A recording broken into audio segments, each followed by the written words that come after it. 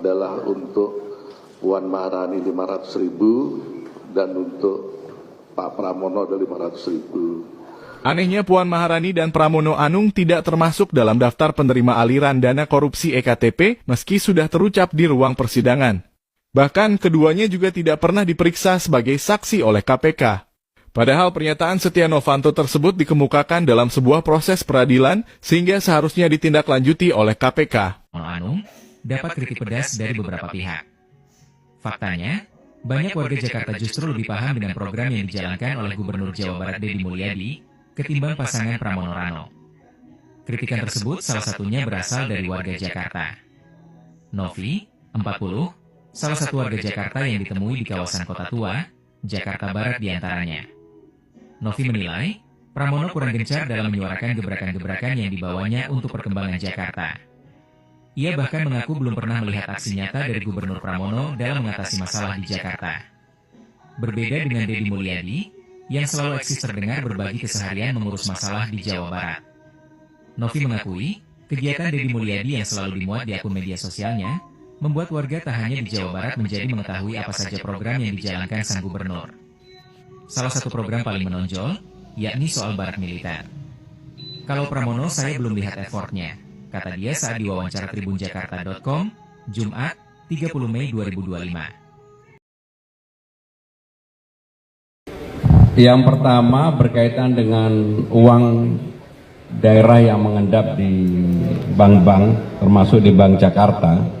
Saya sudah meminta, saya setuju apa yang disampaikan oleh Pak Purbaya, termasuk mudah-mudahan DKI Jakarta segera mendapatkan transfer dari pemerintah pusat untuk Bank Jakarta, seperti pembicaraan terakhir yang rencananya 10 triliun, pasti uang itu akan kami gunakan untuk membangun Jakarta secara baik. Sehingga dengan demikian uang-uang yang idle, kalau untuk di Jakarta pasti akan termanfaatkan, apalagi setelah adanya pemotongan DBH, maka Jakarta membutuhkan ruang fiskal yang lebih untuk bisa membangun Jakarta. Dengerin baik-baik, penting nih, untuk para ormas di bulan Ramadan dilarang sweeping ke rumah makan. Jadi gini, Gubernur DKI Jakarta Pramono Anung menegaskan tidak mengizinkan ormas untuk melakukan sweeping ke rumah makan selama bulan Ramadan. Dia juga meminta agar masyarakat menjaga suasana bulan Ramadan ini tetap damai dan rukun. Hal itu disampaikan Pramono Anung ketika selesai meresmikan gedung kerapatan Gereja Protestan Minahasa di Senen, Jakarta Pusat pada Sabtu 14 Februari 2026.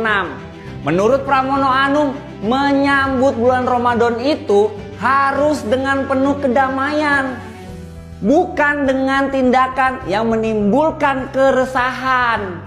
Wakil Ketua Umum Majelis Ulama Indonesia Anwar Abbas mengatakan setuju dengan Gubernur DKI Jakarta Pramono Anung yang melarang adanya kegiatan sweeping ke rumah makan selama bulan Ramadan.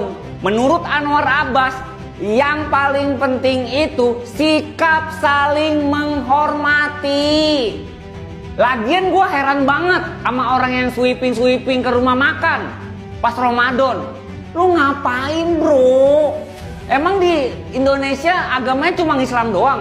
Enggak, banyak yang nonis. Lu pikirin juga yang nonis mau beli makan gimana? Ibu melahirkan yang belum bisa puasa gimana mau beli makannya? Orang yang sakit keras, anak bayi, masih banyak bro. Ya udah kalau lu mau ngurusin yang batal, udah itu bukan urusan lu. Itu urusan hamba sama Tuhannya. Udah, ngapain lu sweeping? Lagian juga kalau lu suruh tutup nih ya rumah makan, dia kan juga punya keluarga tuh yang punya rumah makan. Gimana kalau misalkan lu tutup pas lagi Ramadan?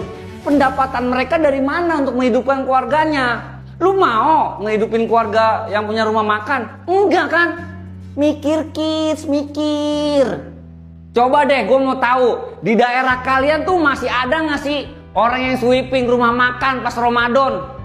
Tulis di kolom. Lagi-lagi Gubernur DKI Jakarta Pramono Anung membahas bola. Apa cenah nih lihat videonya? Walaupun Persija sama Maung Bandung Persib selalu berkompetisi lah.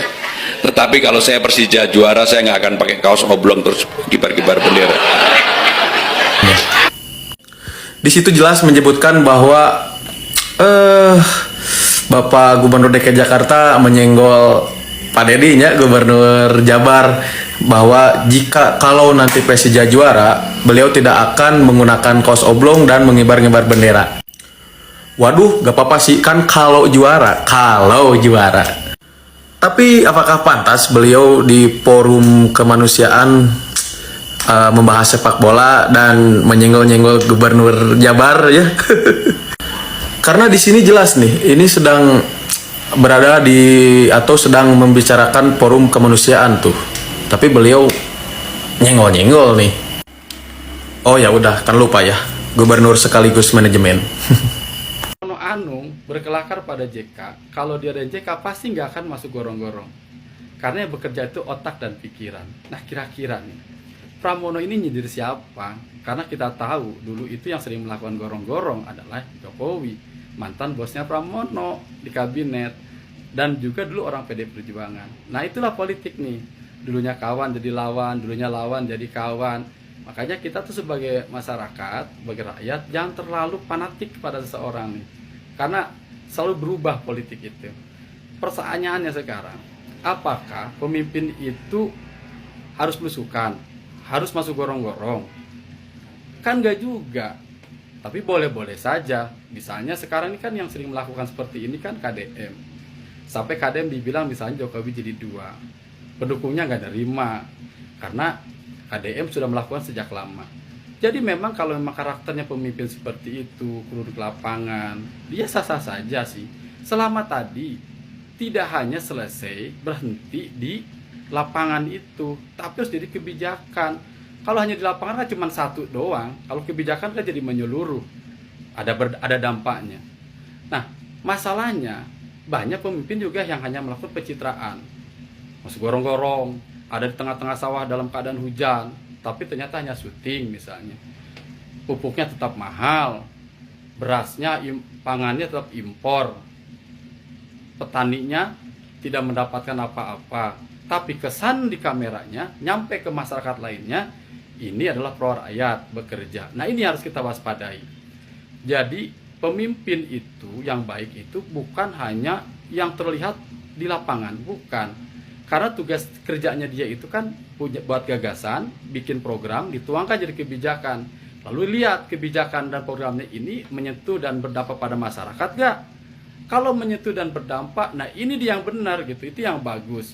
Persoalan dia turun ke lapangan sesekali atau tidak, itu persoalan lain, itu gayanya dia, gaya kepemimpinannya. Yang paling penting itu dampaknya. Jadi sebagai masyarakat kita harus cerdas, harus rasional melihat seorang pemimpin itu.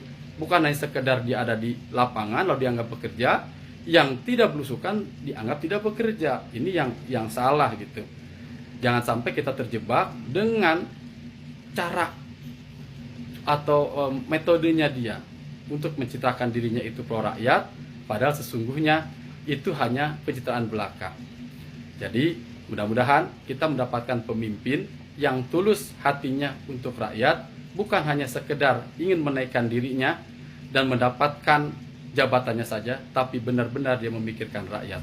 Soal turun atau tidak turun, itulah cara setiap orang memang berbeda. Ini Gubernur Jakarta apa mama komplek? Kayaknya kalau misalkan dipakein rok, terus ngumpul sama ibu-ibu atau mama komplek, ini tiap hari nyinyirin orang. Ini kalau misalkan gak bisa ya, ngikutin KDM ya, merayakan kemenangan klub sepak bola kebanggaannya dengan buka baju ya, pakai kaos oblong doang, ngibarin bendera Persib, terus ngasih ya bonus 1 miliar pakai uang pribadi. Jangan nyinyir. Dan gue juga gak peduli ya, lu mau ngerayain Persija menang dengan pakai daster kek, dengan pakai karung goni kek. Emang gue pikirin. Ginilah kalau misalkan pejabat ya, sebelum jadinya mencampur adukan sepak bola dengan kepentingan politik, selalu memasukkan sepak bola dalam setiap kesempatan. Ketemu anak kecil, "Dek, senang Persija?" "Enggak, saya mah Persib." Sekarang nyenggol KDM karena kemarin dalam perayaan kemenangan Persib pakai kaos oblong. Dan gak mau katanya Pramono gak mau ngikutin KDM. Siapa? Kan gak ada yang nyuruh. Yang gue heran ya, gak pendukungnya, gak gubernurnya, sama baik ya, tukang nyinyir, tukang nyenggol orang.